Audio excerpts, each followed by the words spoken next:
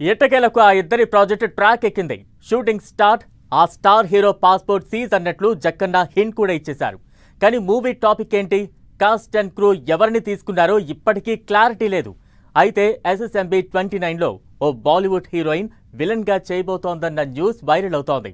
Super star తో తలపడే ఆ lady villain ఎవరు?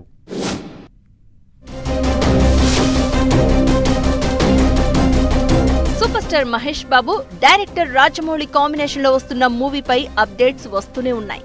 ఎట్టకేలకి మూవీ ఓపెనింగ్ జరిగింది.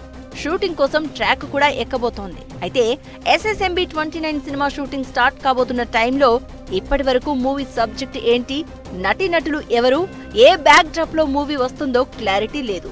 ఆర్టిస్టుల గురించి చిన్న విషయం కూడా బయటకు రానివ్వకుండా చాలా జాగ్రత్త పడుతున్నాడు జక్కన్న.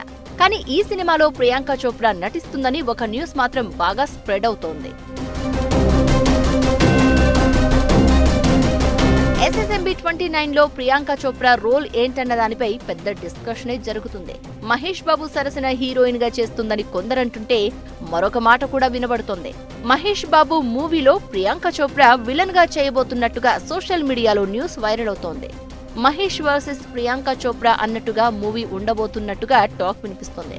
ఇప్పటికే ప్రియాంక చోప్రా హైదరాబాద్ లో ఉండడం, అల్యూమినియం ఫ్యాక్టరీలో షూటింగ్ కూడా జరుగుతూ ఉండడంతో ప్రియాంక రోల్ పై ఎన్నో గాసిప్స్ వినపడుతున్నాయి.